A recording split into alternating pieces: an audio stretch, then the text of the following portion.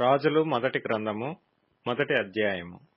రాజైన దావీదు బహువృద్ధుడు కాగా సేవకులు అతనికి ఎన్ని బట్టలు కప్పినను అతనికి వెట్ట కలుగక ఎండెను.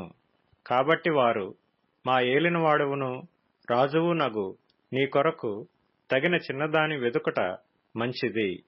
ఆమె రాజైన నీ సముఖమందుండి నిన్ను ఆదరించి వెట్ట కలుగుటకు నీ కౌగిటిలో పండుకొనునని చెప్పి ఇశ్రాయేలీల దేశపు దిక్కులన్నిటిలో తిరిగి ఒక చక్కని చిన్నదాని వెదికి అబీషగు అను షూనేమీయురాల్ని చూచి రాజునొద్దకు తీసుకొని వచ్చిరి.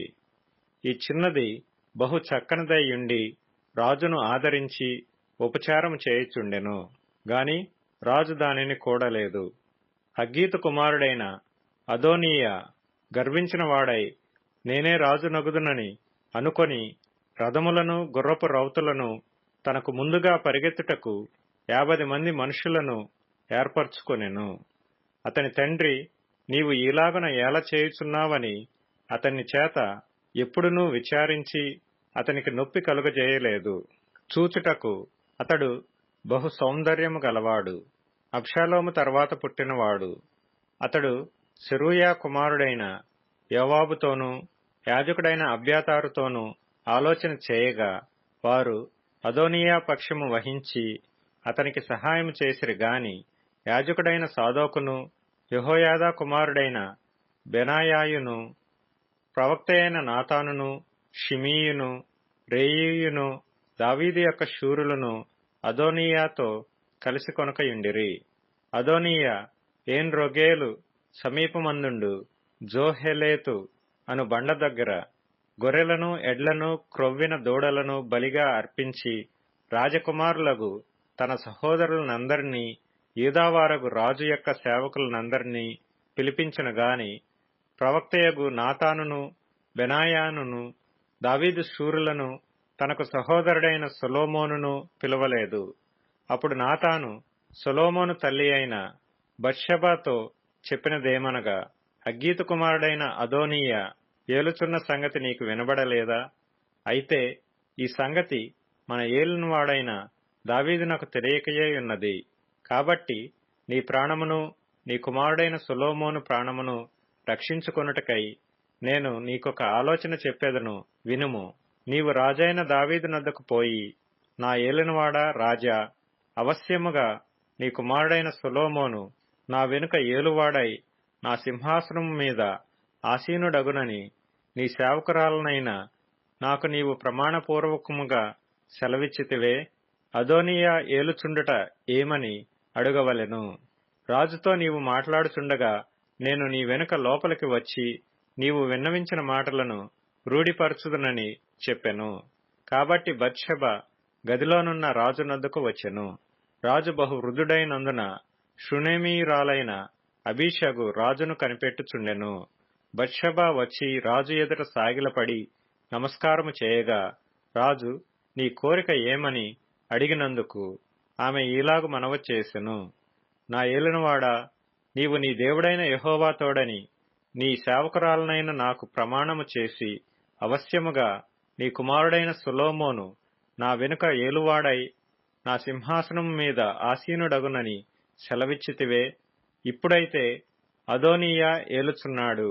ఈ సంగతి నా ఏలినవాడవును రాజువు నగు నీకు తెలియకయే ఉన్నది.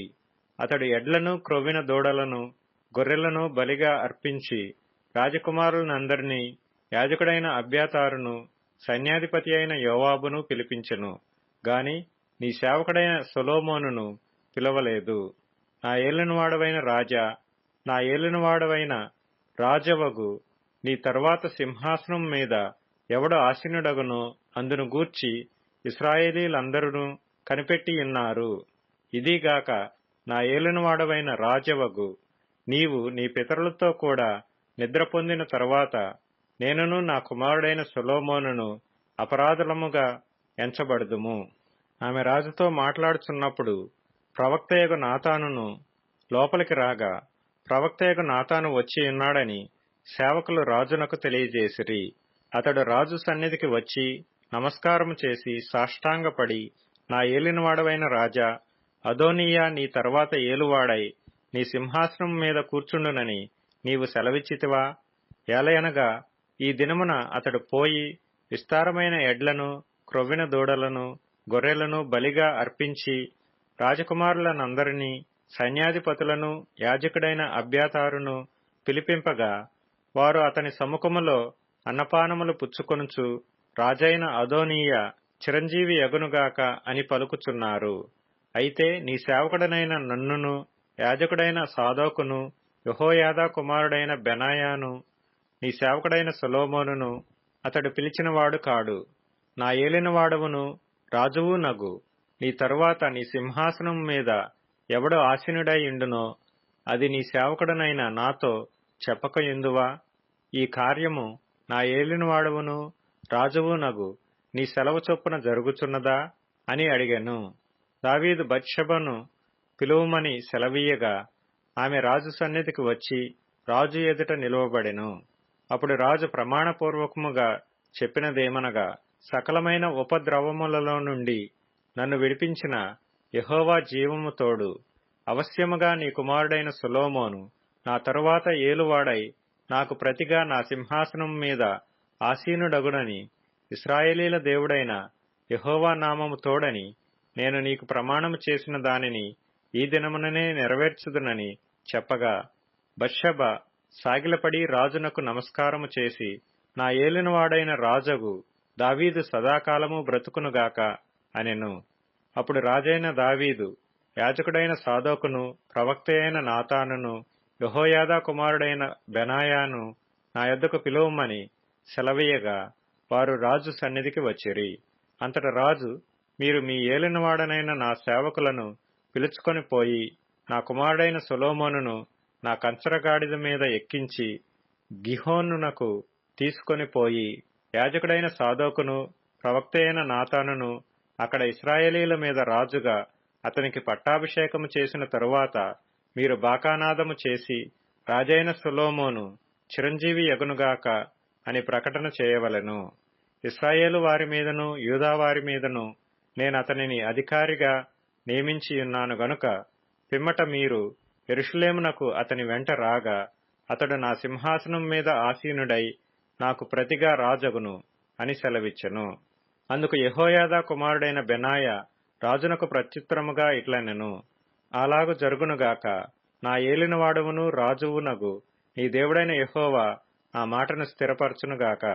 యెహోవా నా ఏలినవాడవును రాజువునగు నీకు తోడుగా నుండినట్లు ఆయన సొలొమోనునకు తోడుగా నుండి నా ఏలినవాడైన రాజగు దావీదు యొక్క రాజ్యము కంటే అతని రాజ్యము ఘనముగా చేయునుగాక అనెను.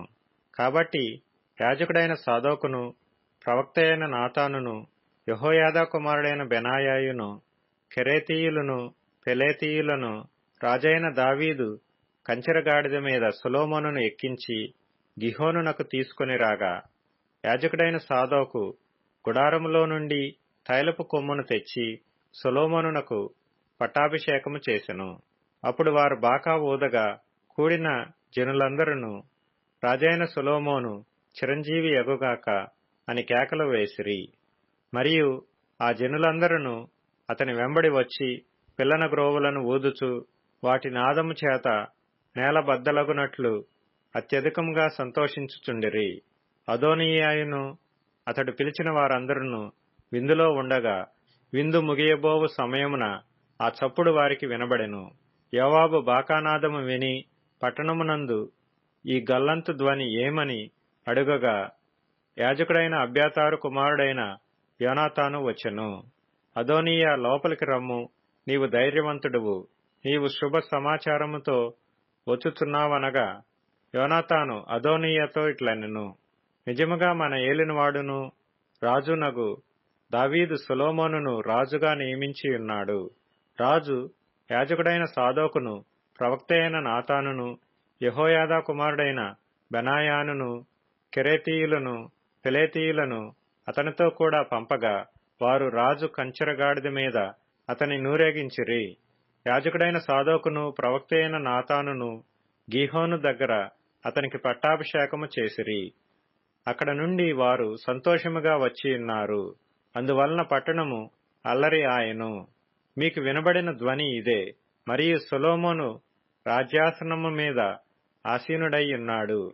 అందుకై రాజు సేవకులు మన ఏలినవాడును రాజునగు దావీదునకు కృతజ్ఞతలు చెల్లింపవచ్చి, నీకు కలిగిన ఖ్యాతి కంటే సొలొమోనునకు ఎక్కువైన ఖ్యాతి కలుగునట్లును, నీ రాజ్యము కంటే అతని రాజ్యము ఘనముగా ఉండునట్లును దేవుడు దయచేయునుగాక అని చెప్పగా, రాజు మంచం మీద సాగిలపడి నమస్కారం చేసి ఇట్లనెను, నేను సజీవనై ఉండగా ఈ దినమున జరిగినట్లు నా సింహాసనము మీద ఆసీనుడగుటకు ఇశ్రాయేలీల దేవుడైన యెహోవా ఒకని నాకు దయచేసినందుకు ఆయనకు స్తోత్రము కలుగునుగాక. అందుకు అదోనీయా పిలిచిన వారు భయపడి లేచి తమ తమ ఇండ్లకు వెళ్లిపోయిరి. అదోనీయా సొలొమోనునకు భయపడి లేచి బయలుదేరి బలిపీఠపు కొమ్ములను పట్టుకొనెను. అదోనీయా రాజైన సొలొమోనునకు భయపడి బలిపీఠపు కొమ్ములను పట్టుకొని, రాజైన సొలొమోను తన సేవకుడనైన నన్ను కత్తిచేత చంపకుండా ఈ దినమున నాకు ప్రమాణము చేయవలనని మనవి చేయుచున్నట్లు సొలొమోనునకు సమాచారం రాగా, సొలొమోను ఇలాగ సెలవిచ్చెను, అతడు తన్ను యోగ్యునిగా అగపరుచుకొనిన ఎడల అతని తల వెంట్రుకలలో ఒకటైనను క్రింద పడదు గాని, అతని యందు దౌష్ట్యము కనబడిన ఎడల అతనికి మరణశిక్ష వచ్చునని సెలవిచ్చి బలిపీఠమునొద్ద నుండి అతని పిలువనంపించెను. అతడు వచ్చి రాజైన సొలొమోను ఎదుట సాష్టాంగపడగా, సొలొమోను అతనితో నీ ఇంటికి పొమ్మని సెలవిచ్చెను.